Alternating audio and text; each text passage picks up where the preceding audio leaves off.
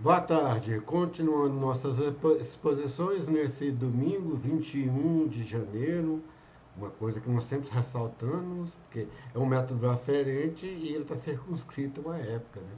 Então eu gosto sempre, tem a época da questão do Wallace e essencismo, do Roá, do espírito, tradução de espírito do aramaico hebraico, né?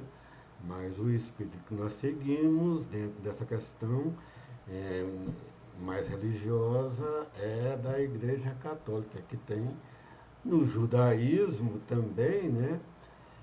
Igual as outras igrejas cristãs, tem na Igreja Católica o seu marco de orientação, o cristianismo não tem que se negar. Quem é cristão também tem de reconhecer que a base é o judaísmo. Né? E muita gente fala a religião judaico-cristã, a nossa base é o judaísmo. O Antigo Testamento é tudo tirado de livros da Torá judaica, que é o Pentateuco, dos, dos profetas, dos salmos e livros sapienciais, que são todos de judeus. Está tendo uma onda de antissemitismo, que sempre teve no mundo, que eu entender muito bem, mas muitas vezes por conta de Cristo, né, da morte de Cristo, tudo, mas Cristo chorou. E não foi o judaísmo enquanto religião em si que foi condenada, foi a atitude de setores, né, do judaísmo, os fariseus, os sacerdotes. Os judeus e o judaísmo em si foram fundamentais para a constituição da, da Igreja Católica. Inclusive, o livro mais antigo que você tem conhecimento, que talvez começou a gerar curiosidade e que gerou a necessidade de se escrever os evangelhos, né? É a primeira carta aos Tessalonicenses, um trecho, um texto de São Paulo, Paulo Apóstolo, eu falo São Paulo, que assim é que a Igreja Católica chama, né? É o livro mais antigo segundo a arqueologia. E assim, e São Paulo é um egresso arrependido desse judaísmo ortodoxo que perseguiu Cristo. Né? E mesmo São Paulo fala que ele não rejeita, né, porque já vieram os patriarcas, as leis, os profetas, são tudo do povo judeu. Mas que Cristo deu uma transformada. Talvez aí que deu necessidade depois da carta de São Paulo é que surgiram os evangelhos. Esse motivo a gente faz apenas uma subseção que tem uma coerência, mas não é dado explicado por quê. Né? Houve uma necessidade lógica de estava proclamando o cristianismo de organizar o que realmente Cristo disse. Né? E aí se começou o chamado Novo Testamento. Mas neste domingo, nós já explicamos, que a liturgia tem uma leitura do Antigo Testamento e uma do Novo, sem ser os Evangelhos. Nós sempre ressaltamos aqui,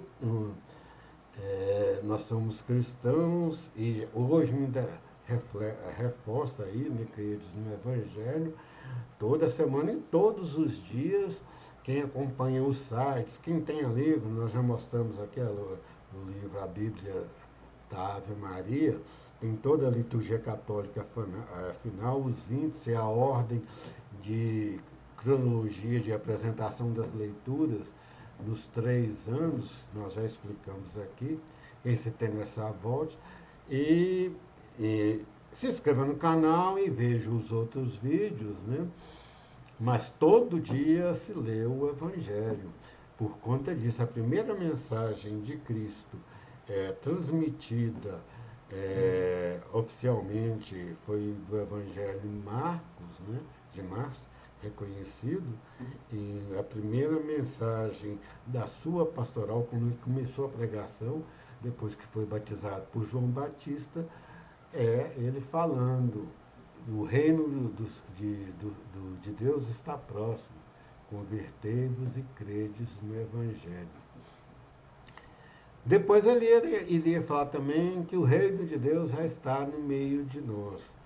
Mas em Mateus, e se não me engano em Lucas, em Marcos também acho, que ele ainda fala no fim dos tempos, quando o reino de Deus, ele vai ser implantado ele como rei. Mas aí, vendo essa carta de São Paulo, tem uma frase, que a figura desse mundo muda. Essa é uma frase interessante por conta de que várias figuras do mundo, em vários sentidos, mudam durante o transcorrer da história.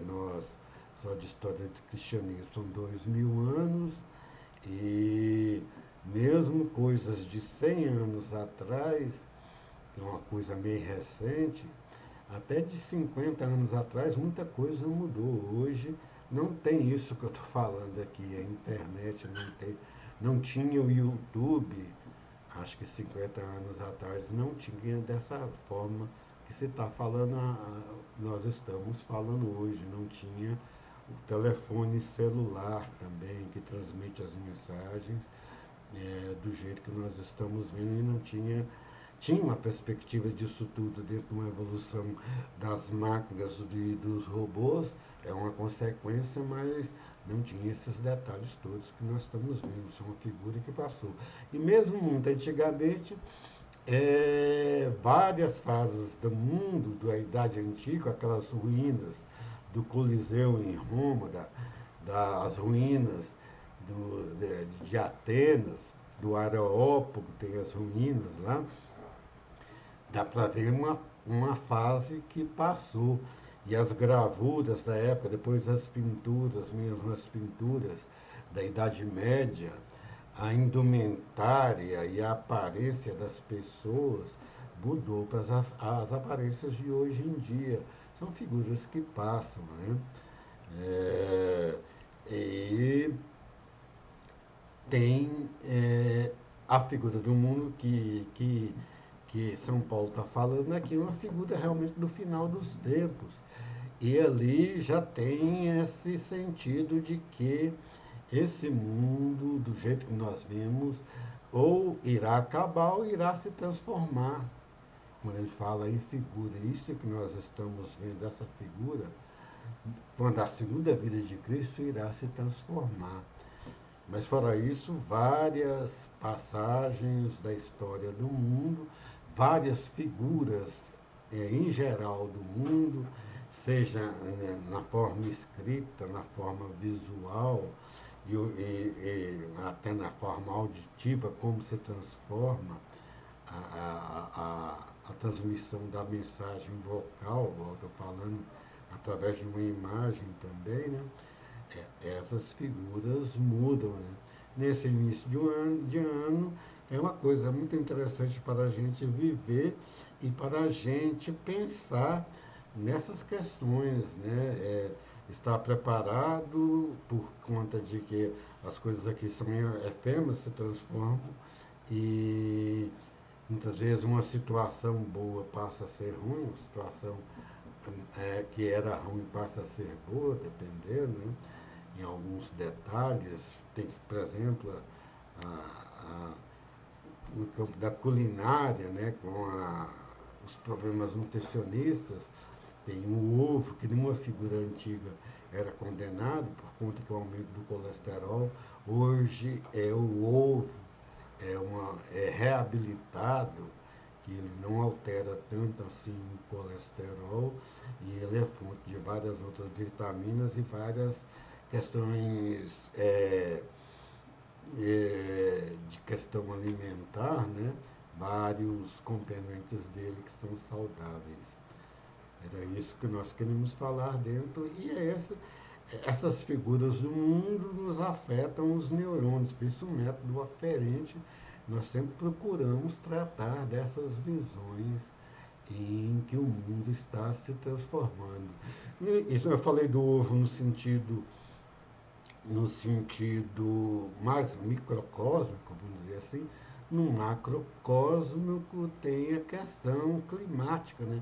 Antigamente se falava muito do aquecimento global, hoje quase não estão falando do aquecimento global, mas falando de extremos do clima, né? Mudança climática não está muito focada, embora esteja esquentando, uma preocupação muito grande, estão focando na questão dos extremos do clima em que nós estamos vivendo do mundo. Ano passado, é, é, noticia-se no mundo inteiro que foi um dos anos mais quentes, tá? E o ano mais quente conhecido em toda a história das medições, né? E aqui no Brasil, aqui em Goiás, no centro-oeste do Brasil, Lusiânia, em torno de Brasília, quem vive aqui sabe que o ano passado, a partir de agosto até novembro, foi um ano de muito calor. Boa tarde a todos.